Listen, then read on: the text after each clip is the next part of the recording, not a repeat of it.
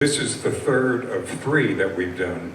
Monday we were at the woods, yesterday at the ridge, and today we think we've practiced enough to do you. So here it is.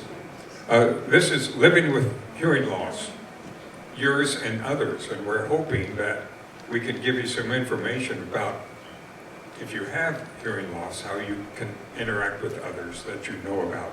And if someone has hearing loss, how you can treat them so things work well. Okay.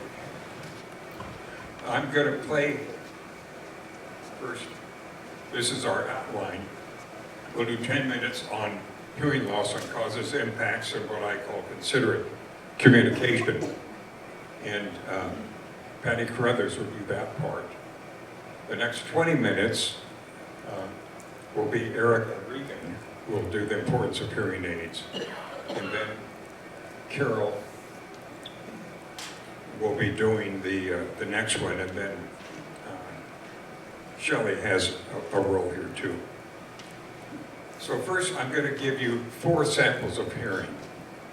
This is a soundtrack of what it should sound like if you have complete hearing. What it is a woman talking to you with background noise. Let's see how it works.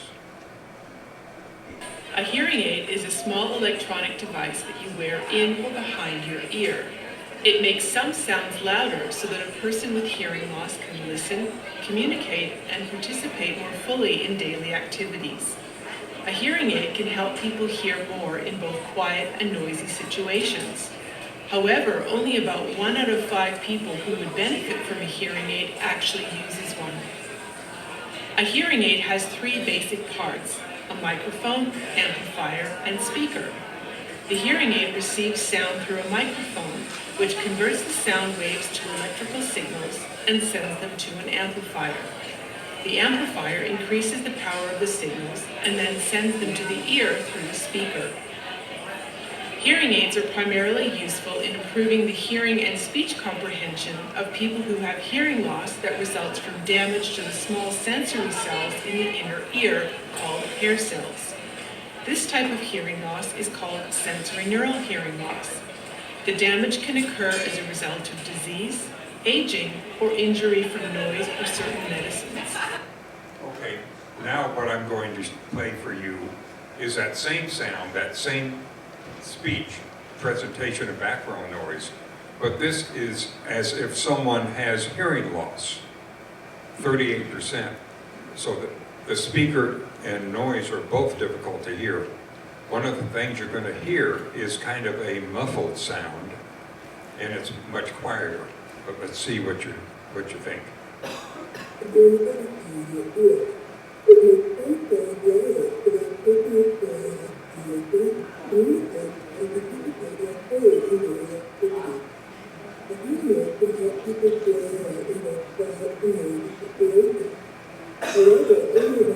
Okay, I'm going to stop that. But as you can imagine, if you have lost your hearing gradually, that may sound normal to you. Okay, now I'm going to do the same thing, but if you were wearing a hearing aid from 1992, because what gets amplified is not only the woman's voice, but the background noise. Behind your ear. It makes some sounds louder so that a person with hearing loss can listen, communicate, and participate more fully in daily activities. A hearing aid can help people hear more in both quiet and noisy situations. However, only about 1 out of 5 people who would benefit from a hearing aid actually uses one. A hearing aid has 3 basic parts: a microphone. Okay, now here is what it's supposed to sound like if you have a 2019 version, in other words, up-to-date hearing aid. In or behind your ear. It makes some sounds louder so that a person with hearing loss can listen, communicate, and participate more fully in daily activities. A hearing aid can help people hear more in both quiet and noisy situations. Okay, well, I'm not the expert here. Here is a list of the experts that we've had. We said you get Patty Carruthers, Dr. Erica Regan, and Carol Stevenson, and Shelley Potter. So what I am going to do is change the volume here. We have 4 different presentations that were put together in the volume, would you say 81? Sure. 84? 81, 82. Okay. And so there are audio clips and video things, and they would come on much too loud if I left it there. So let me give you Patty Carruthers.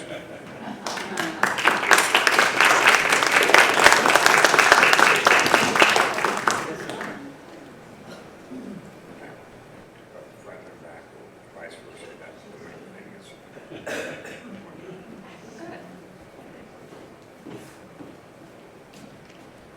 Good evening. Good evening. Nice to see you. Can you hear me? Yes. Perfect. One comment I do want to make before we even get started. Jack and committee were very nice to invite us, and they talk about us being the trusted experts. I really think that the real experts are people with hearing loss who have hearing aids, because you really understand what it's like to not hear and then get the benefit from having the hearing aid. So we'll fill in a little bit, but they're the real experts. How many people here tonight know they have hearing loss? And how many have hearing aids? Pretty good number. Okay. Gives me an idea. So, hearing loss is very common. About 1 in 3 people between 65 and 74 have hearing loss, and then when you get to 75 or older, it increases to nearly half. And if you go to 85, it's much higher, and we certainly have plenty of people 85 and older here. So it affects a large number of people who are living here now. Hearing loss is one of the most common conditions affecting health as you age, which is really very interesting. When you look at lists or hear people, they'll talk about arthritis, heart disease, cancer, those big things that are really worrisome problems for people as they age. I don't think hearing loss hardly ever makes that list. And I'm not sure if it's because it's not considered a disease. I really don't know. But you just don't really hear about it so much.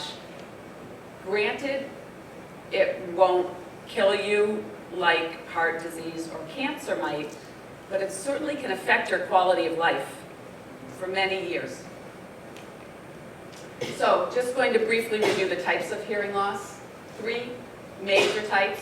Conductive is affecting the external and the middle ear, and it's essentially that the sound can't get through to the inner ear to then transmit up to the brain. Examples are wax in your ears, fluid from an ear infection. We see a lot of people here with wax in their ears, and in all the wellness clinics, the nurse practitioners take a lot of wax out. And I will tell you, that is one of the things that I've seen make people the happiest here. When they come into the clinic telling me they can't hear and the wax gets removed, I've had people be just so happy. So little thing, but makes a really big difference. Sensory neural hearing loss is a second type, and that's really more of what we're talking about tonight. Presbycusis being one type, and that is age-related hearing loss. And it's really a problem with the inner ear. And then the third type is mixed, so conductive and sensory neural, and we see a lot of that. People who have hearing aids and the hearing aid isn't working, many times they'll go to their hearing aid specialist, they'll look in their ear and say, oh, you got a lot of wax in your ears. So one thing that I do recommend is if you're going to see your hearing aid specialist, it's a good idea to pop into the clinic beforehand, within the week beforehand, have us just take a quick look in your ears and make sure there's not a lot of wax. Because a lot of people will go see their hearing aid specialist. They can't do the testing. They may not be able to fix things because there's too much wax to really do anything about it. So here's a picture. So the middle one is the laser? Yeah.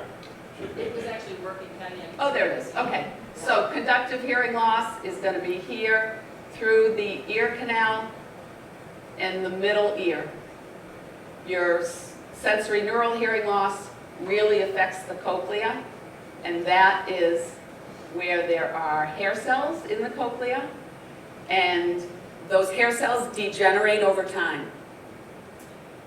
Fluid in the cochlea moves because of the sound vibrations that come from the outer ear through the middle ear to the cochlea. But if those hair cells have degenerated, it can't complete the chemical reaction that then creates the electrical impulse that goes up to your brain. So it's complicated, but this is really the type of hearing loss that we're mostly talking about with hearing aids. So presbycusis, again, is age-related hearing loss. Gradual, and I think that's part of what allows people to ignore it, often starts in your 60s, and so a very gradual progression, and people don't necessarily really notice that they're having problems with hearing, as opposed to the person who wakes up some morning and cannot hear. They know that there's a problem. Usually affects both ears, loss of high-frequency hearing, doesn't progress to deafness.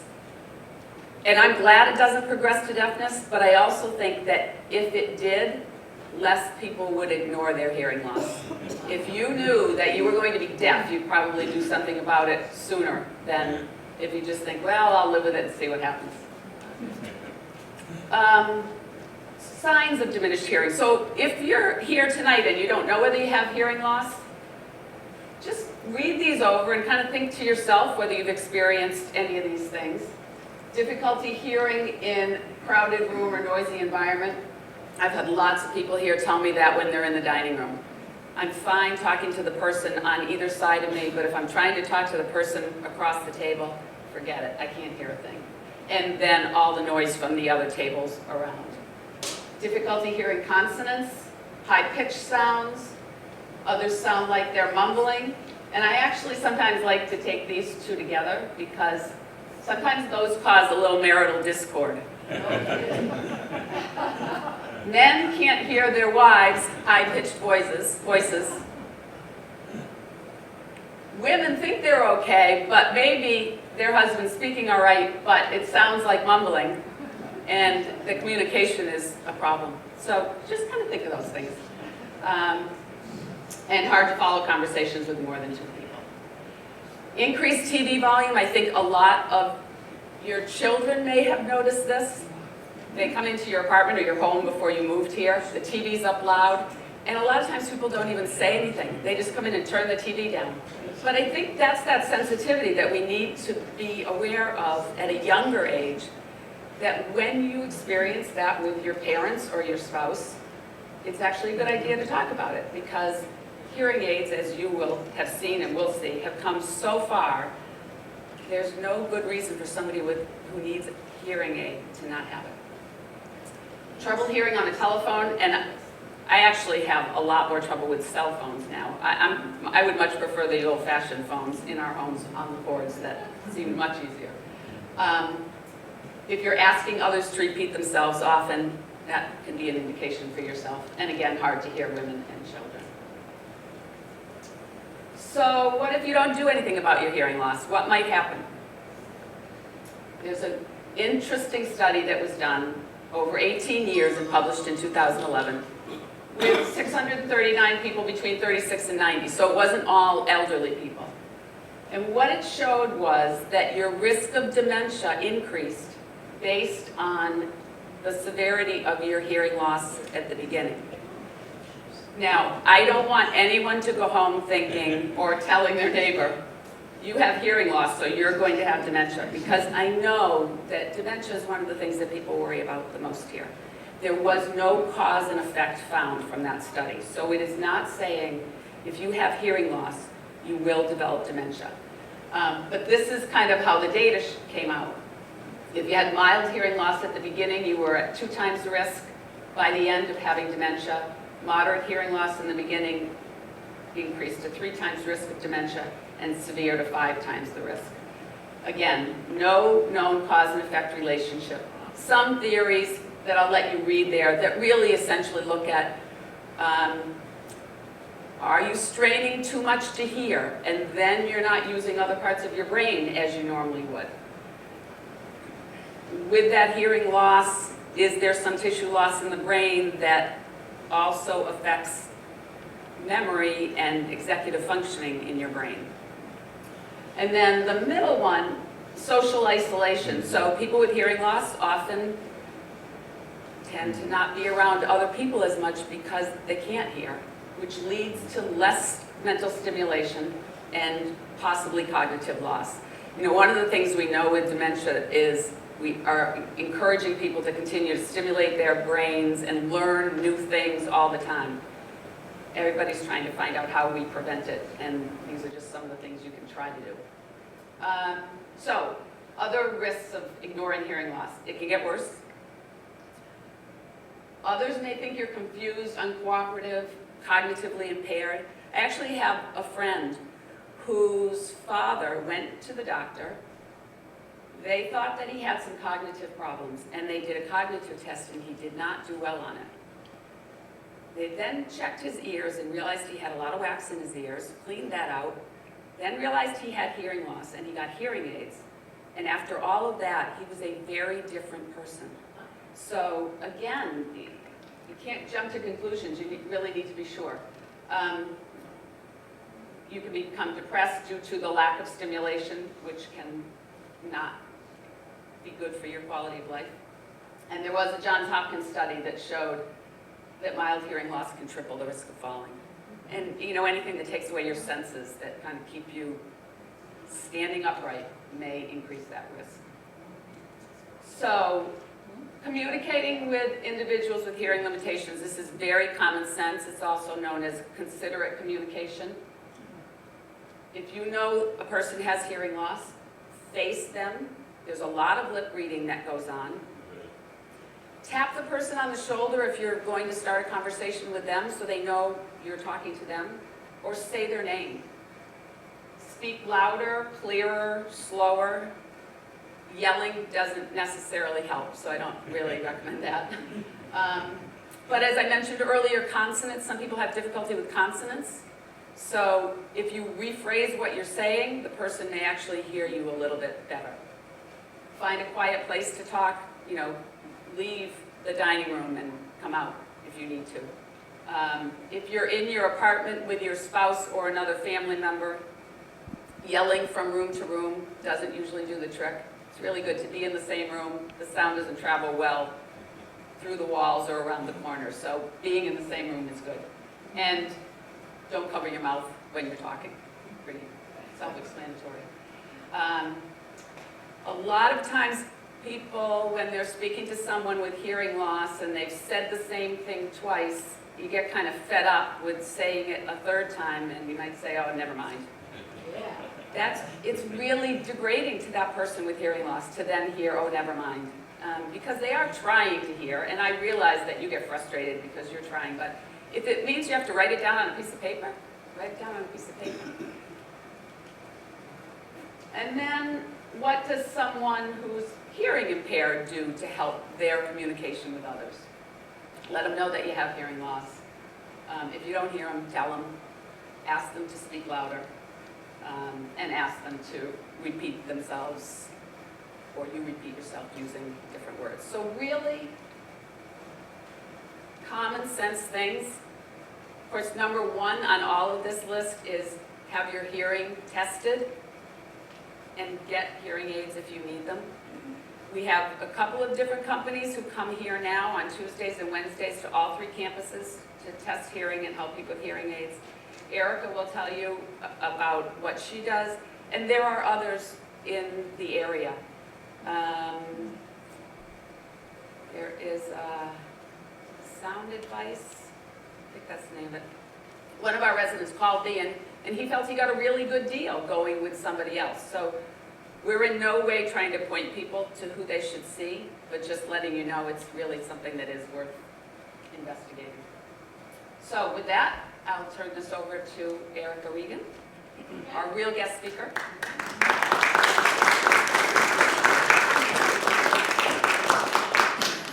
Okay, can everybody hear me? Yes. Yes? Okay, great. I'm Erica Regan. I am an audiologist at Professional Audiology. We have an office in Portsmouth and Stratham. I'm going to start off with a little cartoon here.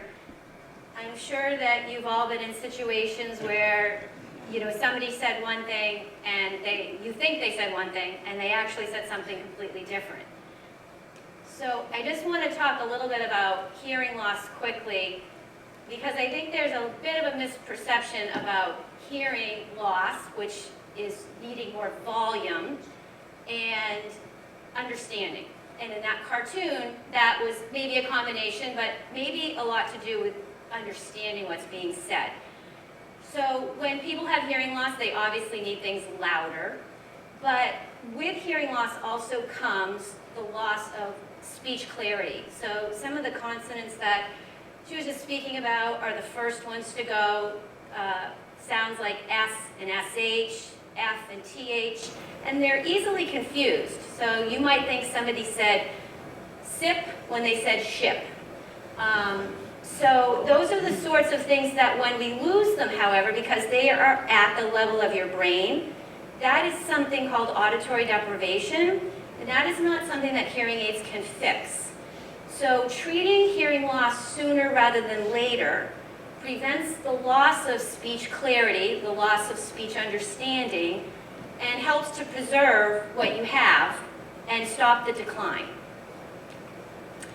These are some letters on an audiogram of where speech sounds would normally fall for a normal speaking volume. So over here we have, in the lower frequencies, our vowels and consonants like M and D, B. But over in the high frequencies over here, we have these, what we call fricatives. They're soft sounds, much softer. And when people have high frequency hearing loss, these are, the first ones that we stop hearing. So those are considered low frequency sounds that just circled. These would be considered to be higher frequency sounds. Again, the first ones that people start to lose the ability to hear when they're starting to lose their hearing. And this is a typical hearing loss that we would see of a patient. All of the sounds that are falling above the graph, so in this case, red circles are right, blue X's are left. So if you've ever had your hearing tested, somebody may have explained that to you. This person has a very symmetrical hearing loss, which is also the most typical. Most people have pretty even hearing in both ears. But in this case, all of these sounds, they're not hearing with their hearing loss unless they were to treat it with hearing aids. So that's where the confusion comes into place. On this graph here, this would be somebody who has very normal hearing at the top. These X's and O's are way at the top of the graph. If they had a hearing loss, these X's and O's would keep falling down further and further. And as they progress down, the severity of loss increases. So this would be a mild loss, moderate, severe, profound. So back to this slide here, this patient would have a mild hearing loss in the low frequencies, sloping to a severe hearing loss in the high frequencies. And these are just some typical environmental sounds that you might hear. For example, a dog barking would be a lower frequency in this range here. So a frequency across the top, actually, would be low-pitch bass traveling over to high-pitched treble. So as you're traveling across the top from left to right, you're essentially going up the musical scale. And on the vertical axis, we have very, very soft to very, very loud. So you can see here that the dog would be at a louder volume, but at a lower frequency compared to a songbird, who would be at a very high frequency, but at a very soft level. Patients will often tell me when they first get hearing aids that they can't believe that they're hearing the birds again. And that's, one of the nicest things I can get, almost a compliment, even though, I'm just fitting them, I'm not the hearing aid, because I know that I'm bringing these joyful sounds back into their range of hearing better. These are the top 6 manufacturers of hearing aids. And if you have hearing aids, you may recognize one of these companies, or you may know somebody who has one of them.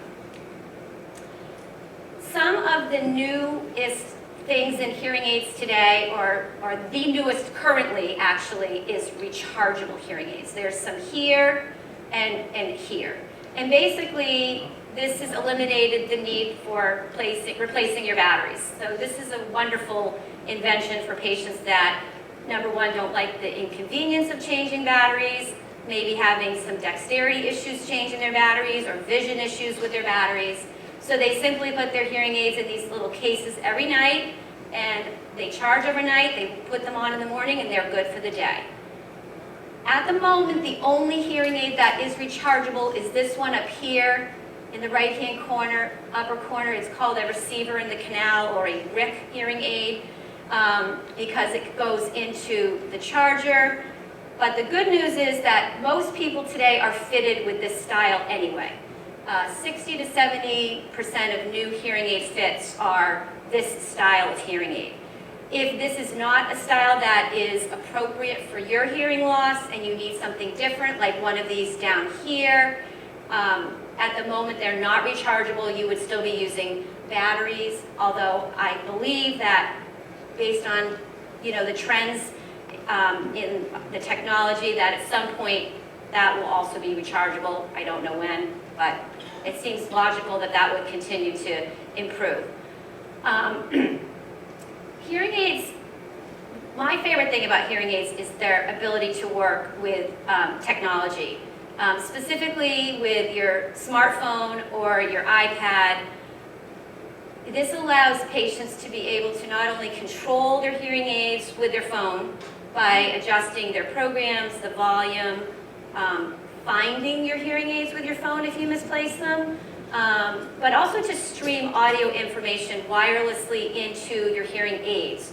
So if you were to receive a phone call on your cell phone, your phone call would be delivered into both ears as opposed to one ear. And for phone calls, that's amazing, because when we're not in front of somebody and we cannot see them speaking, we lose the visual input. We lose the ability to look at their facial expressions, read their lips, look at their body language, look at their gestures. So our eyes really do a great job of helping us to hear, and we lose that on the telephone. When you're traditionally on a phone and you're holding it to one ear, which may have a hearing loss, now you've taken away vision and an ear. So it makes it challenging on the phone. So with this new technology, with these smarter hearing aids today, patients are able to not only stream their phone calls into both ears, but other audio information like music or Netflix or audiobooks, or really anything that you can get on your smartphone or tablet. You can also stream information wirelessly from mini microphones or TV streamers. A TV streamer is something that would simply plug into your television set and allow you to hear your TV wirelessly into both ears, which helps a lot to understand the dialogue, and also is great if you're watching television with someone else who might feel you're running the TV louder than they would like, so they can set it at a volume comfortable for them while you're still able to get the benefit of hearing your program right into your ears. And then a mini microphone would be something that the patient would either have a spouse wear or a friend wear, or place on a table. And again, it would allow the volume of that source. So if I were wearing one, like I'm wearing this microphone, my voice would be transmitted wirelessly into your hearing aid. So it's great for the car, it's great for distance, and you can also plug them into things. So the wireless technology has been one of my favorite things in the last 5 years, because it's continuing to improve and also enhancing my patients' ability to hear better when they're outside of the office. One thing I have forgot to mention the last 2 nights, which I remember today, is hearing aids, because of this wireless technology and Bluetooth technology, also allow us to adjust your hearing aids remotely. So for a lot of my snowbirds that are starting to flee south quickly because the weather is getting colder, and maybe in a warmer climate for 5 or 6 months, if they're in Florida or wherever they might be, if they need an adjustment to their hearing aid, they simply can ask for one through their phone. We receive a message at our office in New Hampshire. We make the adjustment, and via this cloud that we all hear about, they are able to download that information into their hearing aid, and their hearing aid has been adjusted as if they were in the office in front of me. So that is very nice technology, and also for patients that may not want to go out in the wintertime. We're having a nor'easter start tonight. Luckily, it's not snow, but snow is coming. So, so this wireless technology has really been, fantastic. So, how effective are hearing aids? So, hearing aids are not going to cure your hearing. They're not going to return your hearing back to what it was when you were a teenager. It certainly is going to increase your ability to hear and your ability to understand. It's going to improve your interactions with others and your ability to engage in conversations and feel more connected with people around you. And what was spoken about earlier, that particular patient who thought maybe there was some cognitive issues, when really it was just, a lot of times with people with hearing loss, they hate to ask for repetition a lot, so they do a lot of this, smiling and nodding, and you think that they heard you and registered what you said, but in fact they didn't, and so it can be perceived as a memory or cognition issue when you bring the topic up to them again later and realize, we just talked about this yesterday and you nodded and smiled, but yet you don't seem to be, registering. So, having the hearing aids and hearing the first go around can prevent some of these issues that make it seem like you have a problem. And then we do see that, there are multiple studies that have been done that do show that wearing hearing aids does prevent cognitive decline as we age. There's also been a study most recently that shows, actually just published in February of this year in Neuroscience magazine, that shows that our brains shrink slower if we are wearing hearing aids, if we need them. Meaning that if we have hearing impairment and we aren't treating it and therefore not giving our brains the exercise it needs, the brain shrinkage is quicker as we age. So, do insurance companies cover hearing aids? Traditionally, they do not. And your traditional Medicare products have not, and not sure if they will ever cover hearing aids. However, some supplemental insurances today are providing some amount of hearing aid benefit towards the cost. Not typically paying for all of it, but often a portion of it. And as consumers that are purchasing these policies are wanting this coverage and asking for it, we're seeing more and more companies offering it, because obviously if you're choosing between a couple companies and one of them has a benefit and one doesn't, premiums are similar, you're going to go with the one that has it. So we're going to continue to probably see more coverage coming along. At what pace, I don't know, but I believe it's growing. All right, why do hearing aids cost so much? So the top 6 manufacturers that I showed you before are the ones that are really driving the cost of the hearing aids today. They have very high overhead. They employ thousands of people. They have many departments. They have finance departments and marketing departments and manufacturing and sales. And they do a lot of research and development every year also to keep up with patients' wants and needs, and also to preserve their position as those top 6 companies. So all of that expense has to be passed along to the per unit cost of hearing aids. That, coupled with the fact that the hearing aid market is relatively small. In the United States, there are 2 million hearing aids sold annually compared to 143 million cell phones.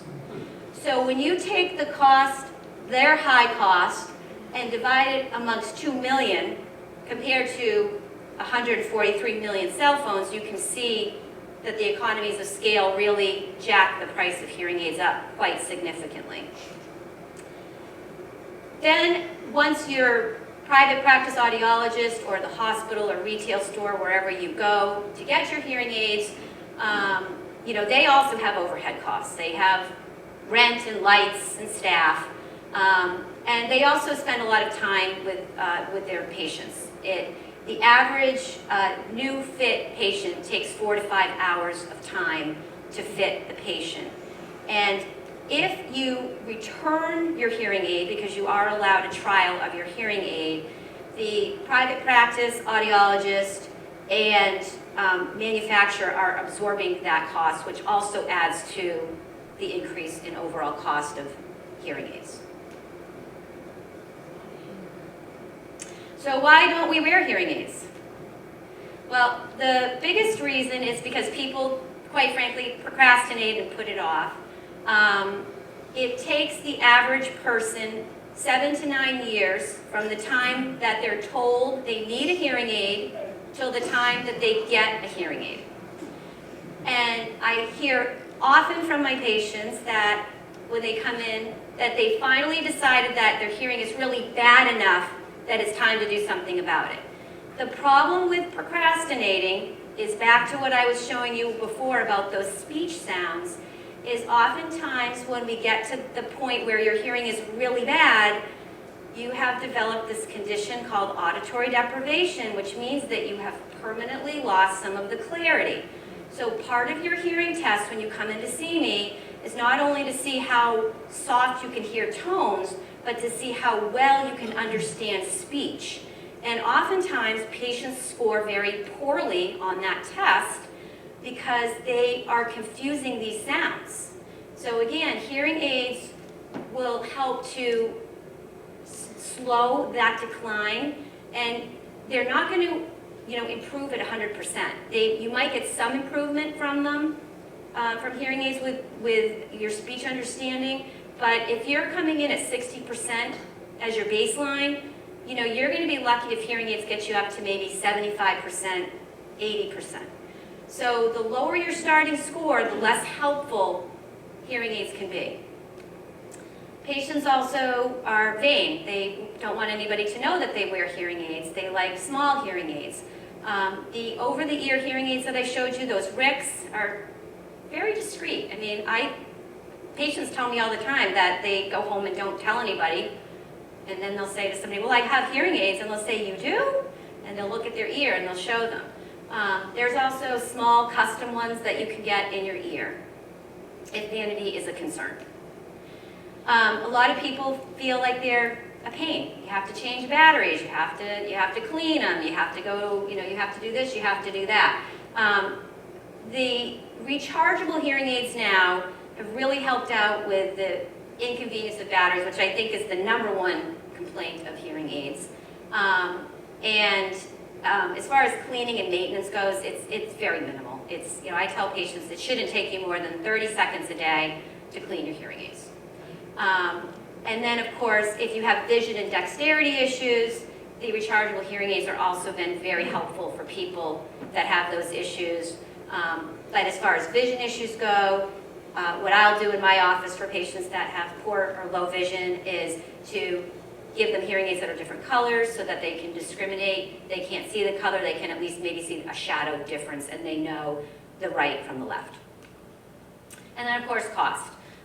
So that often people will wait because they're expensive and they don't want to spend the money. So when was the last time you had your hearing tested? So this is just a little soundbite of a patient who just talks about how he kind of came to fruition about how he's been experiencing hearing loss and realized that he needed to get assistance. really think I was hard of hearing, but my wife told me that I was turning up the TV higher and higher. And I also found that when I was talking with her, if she weren't facing me, I wouldn't hear all of the words. If we'd go out for dinner and there was a party of 4 or 6 or 8 of us, there was no way that I could hear the conversation across the table. And rather than trying to make it up, what I thought they were saying, I said, you know, I got a hearing problem. It was a reality of life that as we age, you know, things are not the same as when we were younger. Oh, here we go. Okay. All right, so this is just, you know, this is not how we call you from the waiting room, I promise. So when you come to our office for a hearing evaluation, if you haven't had one before and you don't know what to expect, first we'll have you fill out a medical questionnaire. We'll go over it with you. Not only do we want to know about where you're having problems hearing, but we also want to know about your overall health. There are some other medical conditions that do accelerate hearing loss, such as diabetes and Lyme disease, so we want to be aware of those. Then we will put you in a soundproof booth. We'll look in your ears, check for wax. We usually can take it out at our office if you have it. And we will do a hearing test. If anybody comes to our office, you'll recognize, I'm going too fast. I'm getting clicker happy here. Recognize Dr. Charest in the middle there. We'll test you for the tones, looking for the softest level that you can hear them across all the frequencies that we need to hear. And then we'll do that speech testing that I told you about. So we're letting you set the volume to what you feel is comfortable, and we're giving you a list of 25 words in each ear, and we're seeing how well you understand all those speech sounds. And then at the conclusion of the exam, we will go over the results with you. If you are a candidate for hearing aids, we'll show you what the options are, put one on your ear so that you can see what it might feel like and look like. We will talk about your lifestyle, so we'll want to know, what hearing aid best fits your needs, because there are different levels of technology within hearing aids. And treating your hearing loss is really a process, not a one-time event. So first you have to recognize that you have a problem, and you have to seek help. Then you need to be fitted. And then there's an adjustment phase. When you have a hearing loss and you've had it for a long time, because typically when I'm seeing a patient, they've had hearing loss for several decades because it's so gradual. You don't run to the audiologist when you have a slight hearing loss. You're waiting until it's more obvious, but by then it's been many, many years. So when you're used to hearing through a hearing loss, that's what's normal to you. It may not be normal hearing, but it's what's normal to you. So there is a progression of relearning how to hear. So it is important that when you are selecting, an audiologist to go to, that you want to make sure that it's somebody that you trust, because this is somebody that you're going to be having a relationship with for many years. You're going to be going back to their office regularly for cleanings and adjustments, for programming, for hearing exams. We test our patients every year. We test you with and without your hearing aids because we want to see how well you hear, what your baseline hearing is, and how much benefit your hearing aids are giving you, so that we know if we should make adjustments to the prescription. You want to make sure that it's somebody who is working with the top 6 manufacturers, because if you go to a place where you're buying a hearing aid that is a different model or company that may be proprietary to them, they're the only ones that can often help you with the hearing aid, because they are the only ones that have that software, have the ability to program it. So even if you wanted to switch over to somebody else, sometimes you cannot because you're stuck with that company or manufacturer.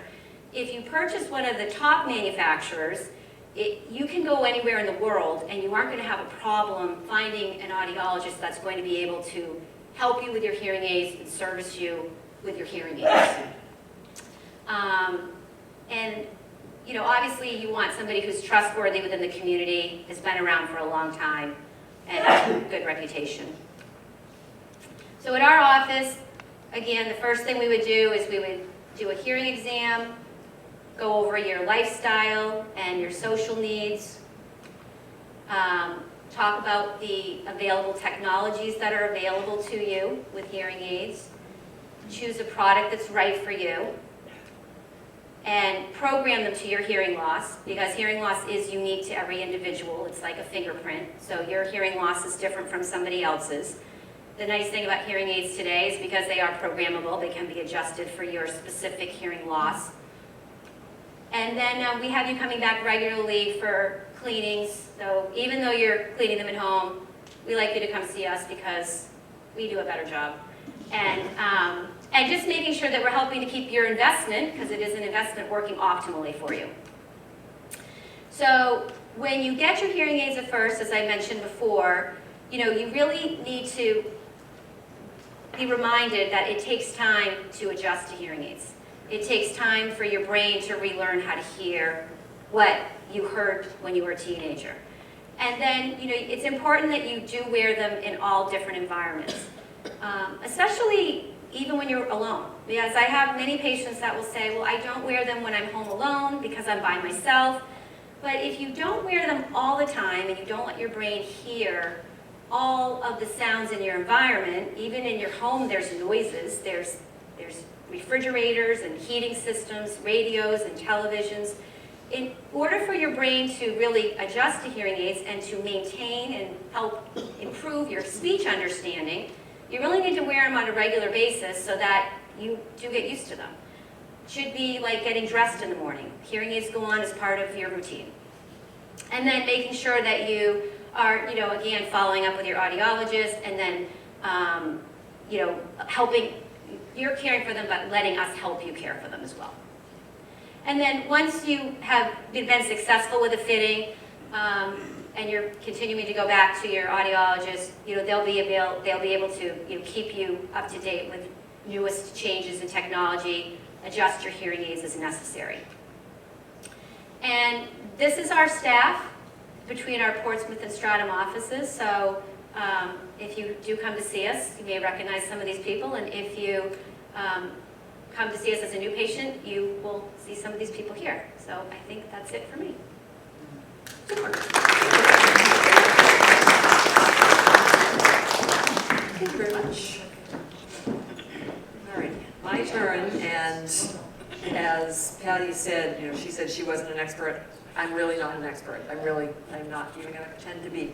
But what Kathleen and Tracy and I talked about as the directors of community life was just what Riverwoods has done to acknowledge that folks have hearing loss, and, you know, what can we do as a community to make it easier on people.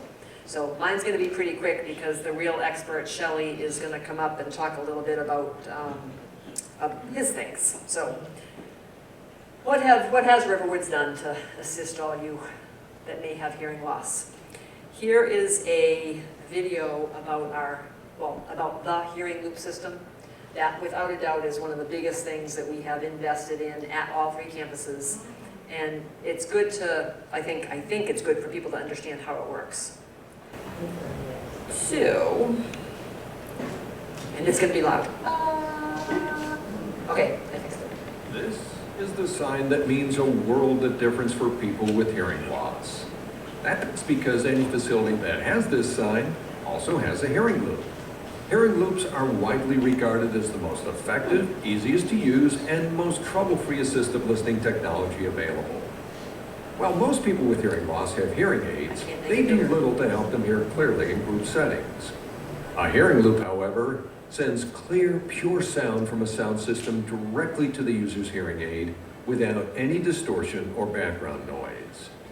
Now, the vast majority of hearing aids, whether old or new, already have what is known as a T-coil or telecoil built in, which just needs to be activated by a hearing professional to use a hearing loop. For example, here's what a typical group presentation sounds like to someone using just a hearing aid. Good morning, everyone. Today we're offering the following activities. And here's what it sounds like to a hearing aid user with the help of a hearing loop. Good morning, everyone. Today, we're offering the following activities. Unlike other assistive listening systems that require headsets, hearing loops are the only solution that uses the unique tuning to each person's individual pattern of hearing loss and doesn't require any additional equipment. And as you just heard for yourself, the difference is night and day. You can easily find all hearing loop enabled venues near you by downloading the free Loop Finder app for your smartphone or by going to loopfinder.com. So, the next time you see this sign, know that for many, it means experiencing the gift of hearing that makes their ears smile. I hope that's true. I do hope that's true. Good. And I do think a lot of residents don't understand if you don't have a T-coil. I don't think folks understand how great it is. Kennedy's, I'm looking at you.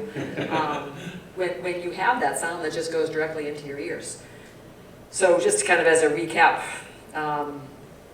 the loop, I'm going to show a picture in a minute. The loop is underneath the rug. It's used in conjunction with the hearing aid that has a T-coil, but the T-coil has to be turned on. And that's something that either an audiologist or the folks that come here during the week, Seacoast Hearing and Balance, they can check to see if the T-coil's there and they can get it turned on for you. It doesn't work if it's not turned on.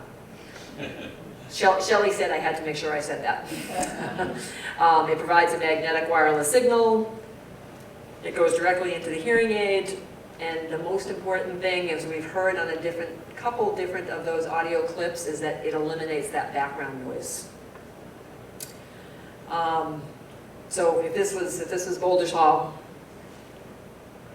me, the presenter, has a microphone.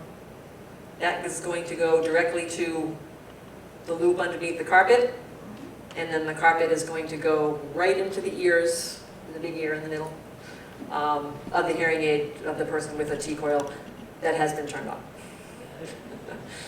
on. So across the 3 campuses, we have T-coils in the Great Bay Room, at the Ridge Room, and in Boulders Hall. As we move forward with new at 15s, we'll probably find rooms that we want to do more T-coils in. Not T-coils, hearing loops.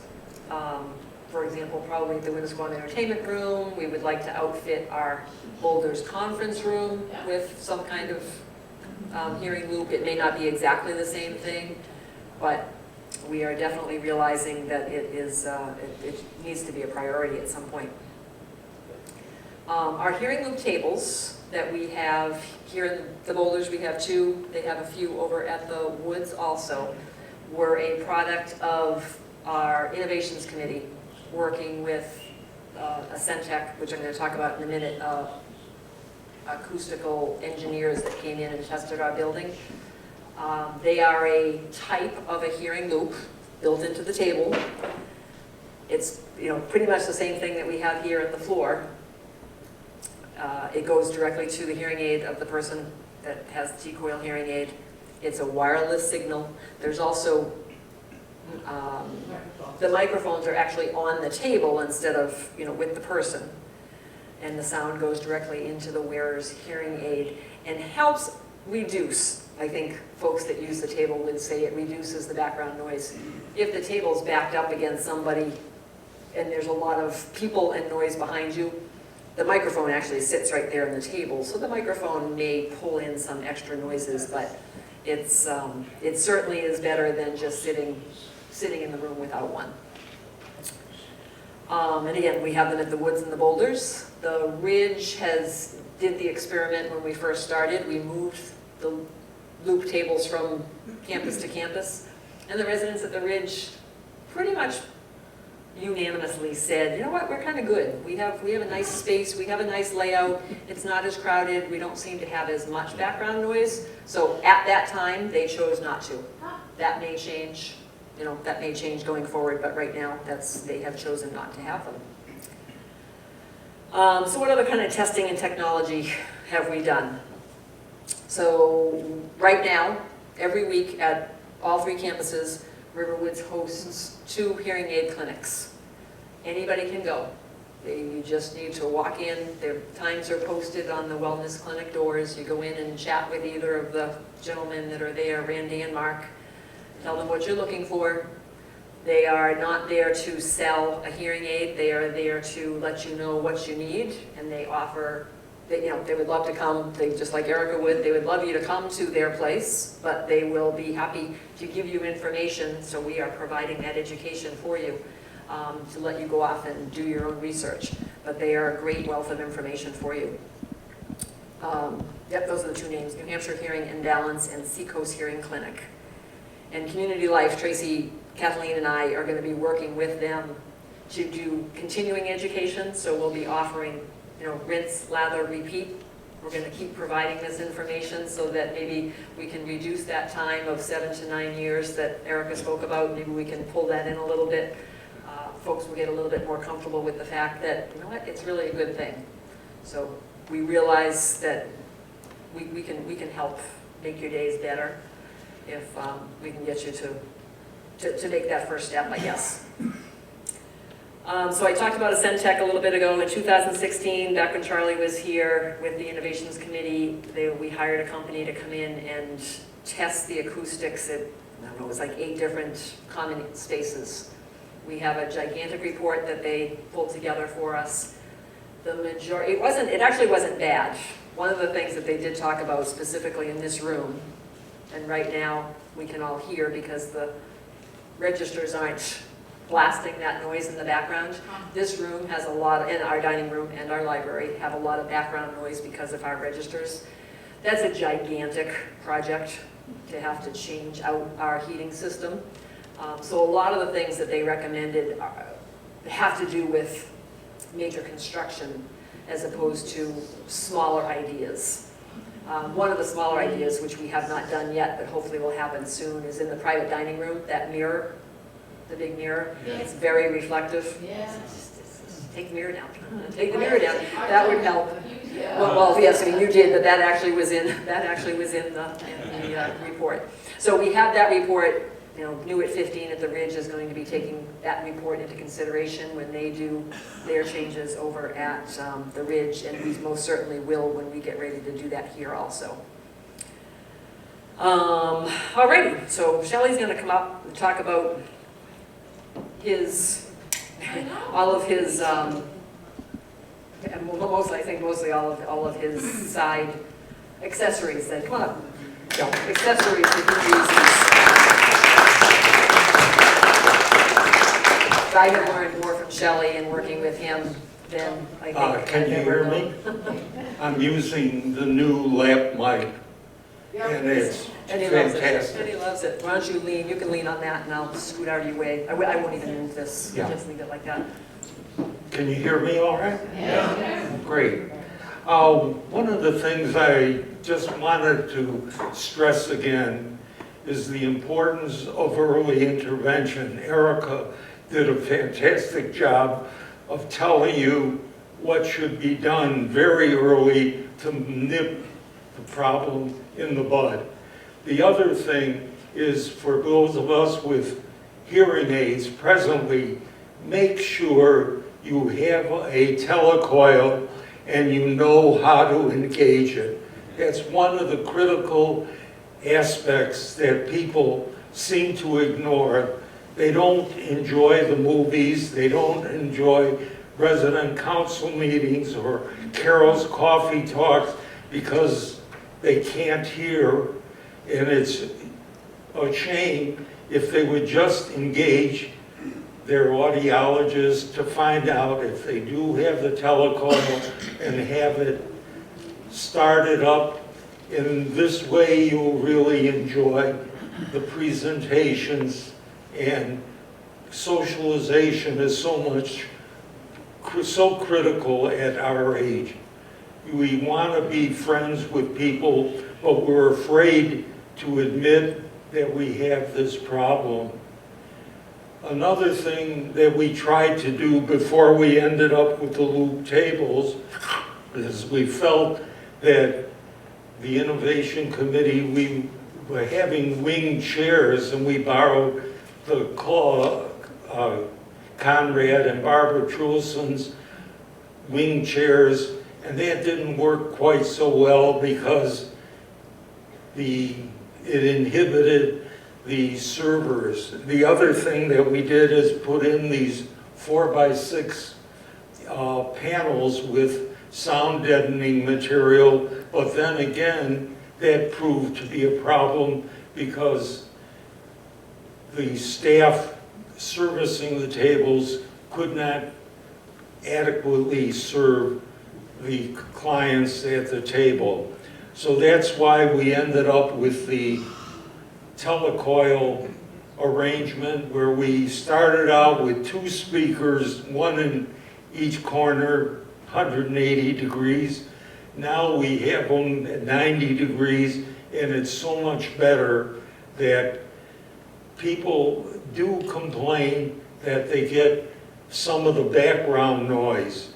What you might do is work again with your audiologist, because you have a surround sound on most of your channels, but you can ask them if they can possibly, on the telecoil channel, have the back speakers reduced, so then all you get is the sounds coming across the table. And if you've noticed, in our dining room, we've situated the tables in the alcoves at either side of the room, and that allows me or anybody else with a hearing aid to have their back to the wall, and all their speakers are just in front of them, and that seems to improve the situation.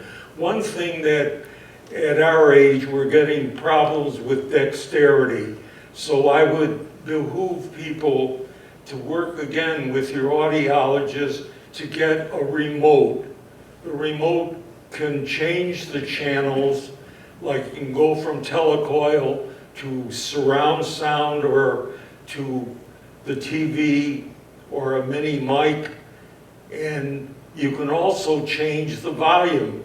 One of the interesting things is if you're listening to if you have your hearing aid to the channel for the telecoil and you get up to leave the dining room, you don't want to be fussing around with changing the channel. It's very easy just to change it on the remote.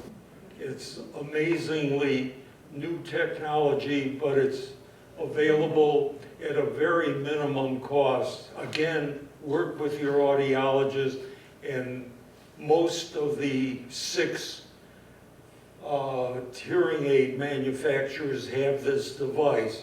What I do sometimes is when you're having a larger table of 6 or 8, I use the mini mic, and I move it around from the table. If somebody's speaking on the left, I try to do it surreptitiously, but people start to notice it.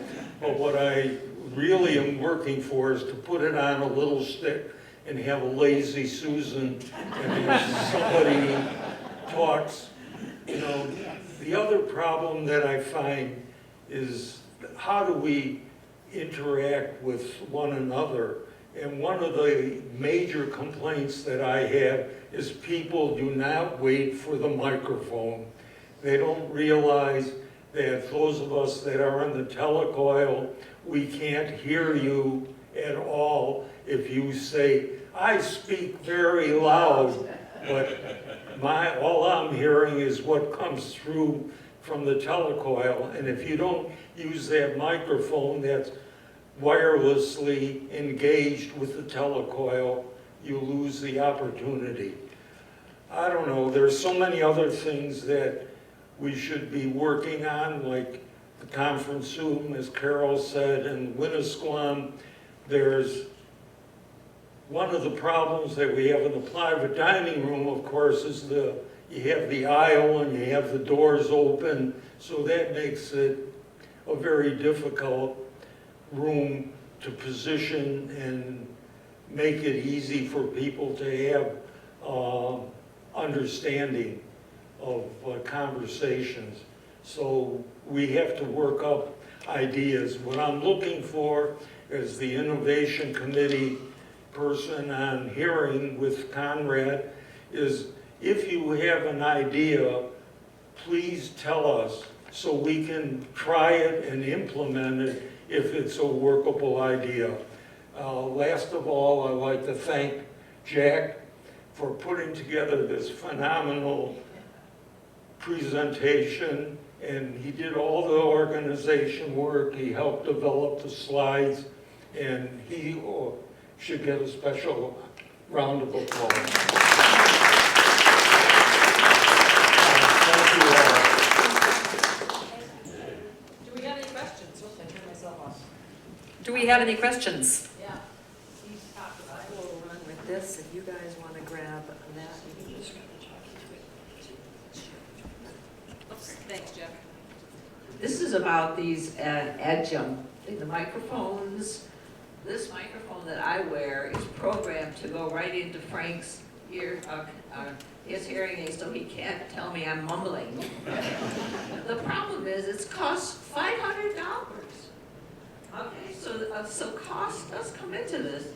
And the other item that I have that streams into the TV to my hearing aids was another $500. So we're still talking, and this little remote is $250. So we're not talking about little change.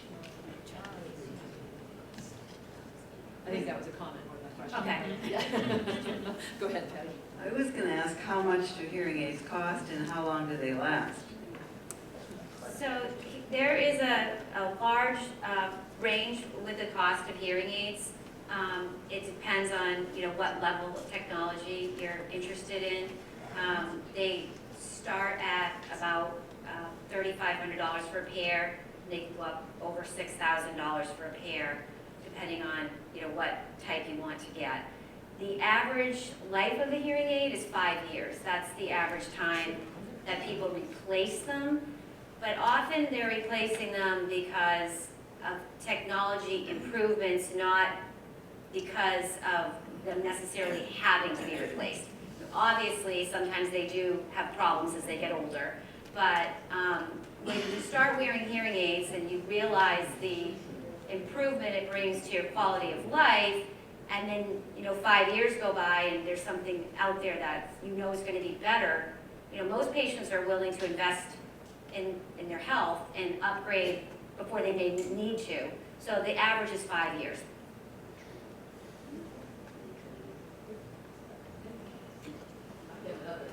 I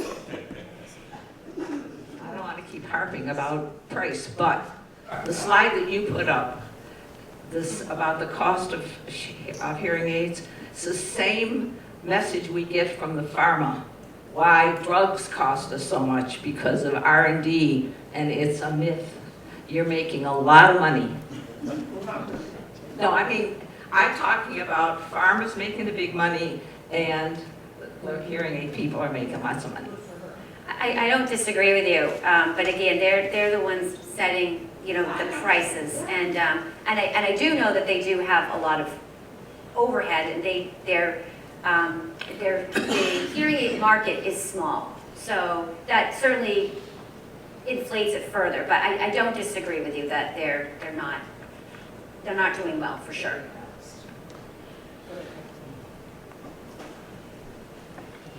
One of the fallouts from our discussion, or all of the work that we did on all these preliminary work that we did when you heard from all these people talk, is we didn't think that the people who are performing architectural work in new construction at Riverwoods were people who had hearing problems.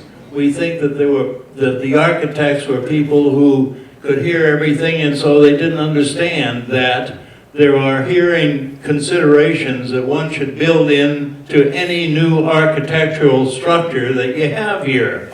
And that even includes simple things like not having big mirrors on the walls, which are good acoustic reflectors. Also, big pictures that have glass on them that also are good hearing reflectors. And that affects what people can hear when they're sitting in the various rooms.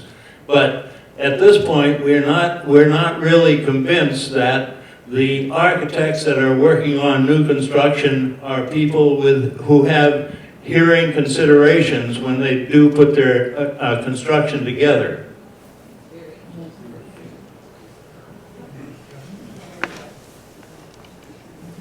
Thank you.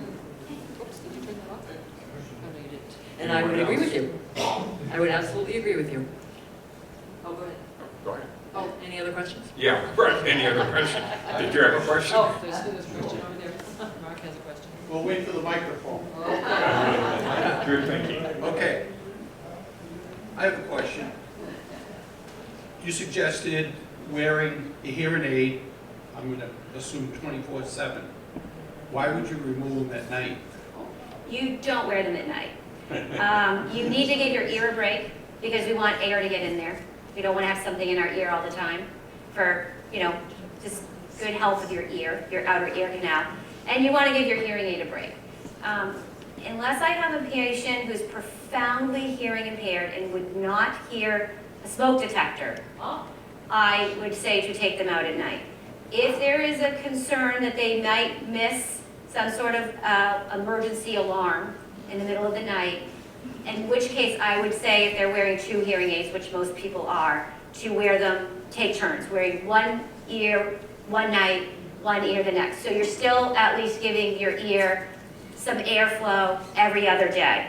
But even if they can't hear, if they have a spouse that can, then they would be able to take them out as well. This would just be for somebody who was living alone and were severely hearing impaired. Just to add, and as I mentioned in one of my other presentations, I do wear one hearing aid at night, and I can either do the right or left ear, and I've learned how to sleep on the side. And the reason I did that is because of an incident or a fire in a hotel in China in a village that I was operating in, and they had a fire and they were supposed to wake everybody up and they didn't quite. So I became very upset by that and continued to travel, but I wore the one hearing aid. But what you can do,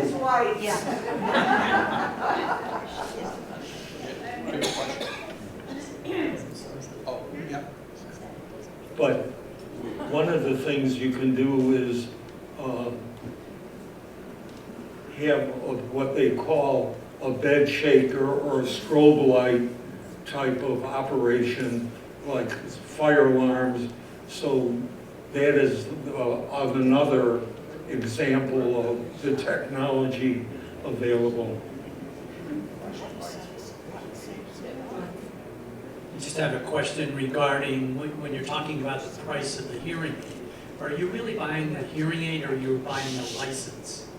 Because all that technology is in almost every hearing aid that's out there. And then we pay a premium to get some of it turned on, which is a license and not the device.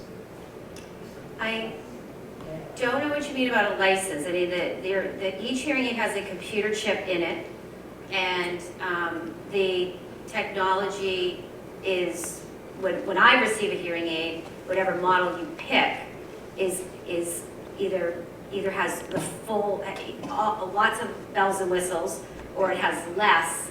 It's not a matter of me turning them on or off. If your hearing aid has the capability to do, I'll give you as much as I can, depending on what you are selecting. But when it comes to our office from the manufacturer, you're picking, a model. I kind of equate it to like buying a car. You can get a base model car, or you can start adding things like heated seats and sunroofs and heated steering wheels, and those are all additional things. So the hearing aids, the base model would be the base model car. If you wanted more features and bells and whistles, you would add more features, but that would be a different unit. I understand, but even with the automobiles, because I know about them, almost every automobile has all of the programming in it when it starts. And you then buy a car and a model which will match that up. And even Carol made some comment about having the T-coil I was turned just on. gonna say, Erica, can you address that? Why T-coils would be installed but not turned on? Some patients don't need telecoils. If I have a patient that lives at Riverwoods, I always fit them with, if they're coming to me with a T-coil, because I know that you folks have T-coils here. T-coils add to the size of hearing aids often, and patients sometimes, for vanity purposes, don't want a larger hearing aid. However, when you have loop systems, the additional size, to me, is a minor factor, considering all of the benefits it gives you in being able to hear better in these environments. So in most hearing aids, it's something I have to order extra. It doesn't just come with it. So it's an added feature that I'm telling the manufacturer to send me a hearing aid with a telecoil. Yeah. Not answering my question, but that's okay. I don't know that I quite understand. I wanted to comment about high-frequency hearing loss seemed to be the message tonight. I have significant hearing loss, and it's low decibel. And I can hear all the birds singing, but I have a lot of trouble watching TV if it's a male voice doing the speaking. So there's other kinds of hearing loss, and mine is low decibel, so I was told by the audiologist that tested me that that's hereditary. So I don't know. And I also wanted to say, in defense of the Ridge, coincidentally, I had dinner there this evening at a table for 6. And anyone here at Boulders who's had dinner with me knows that I avoid tables for 6 if at all possible, because I can't hear. I had dinner over there, table for 6, no problem hearing whatsoever. In regards to your comment about your hearing loss, which is called a reverse curve, and reverse because it's the least common of patterns of hearing loss. So it's reverse of what is more typical for patients, which is a high frequency hearing loss. So it's either typically caused by hereditary or some ear diseases. Mr. Cannon? Erica, what's the story on these German hearing aids that are highly advertised? Have you seen them on TV and the internet? I have not. I work full-time and have 3 young children, so I don't spend very much time watching television. I would be happy to look into it and get back to you, but I honestly have not heard of these. There is so many things popping up that are not just hearing aids, but listening devices. It's hard to keep up with what's coming out because, hearing listening devices, they're not really hearing aids. They amplify, but I'm not familiar with that. All right, we'll do one more, and then we'll say thank you. That was a long night. Following Conrad's comments, do we know what has happened at Durham? Have they instituted the T-coil? Have they done any innovation in their new building? I looked at Tracy, and Tracy looked at me, and yeah, neither one of us know the answer to that question. I imagine they would have done, at very least, T-coil in their main hall, but I don't know. I'm not going. I'm not going there, so I'll stay right here. All right, I again want to thank, first thank Jack for putting this all together. We've been working on it for a long time, and he did a tremendous job. And I really want to thank Erica, because she was here all 3 nights. Great presentation. So thank you all very much. And of course, our resident expert, Shelley, and thank you, Patty, also for coming in on your day off. Thank you.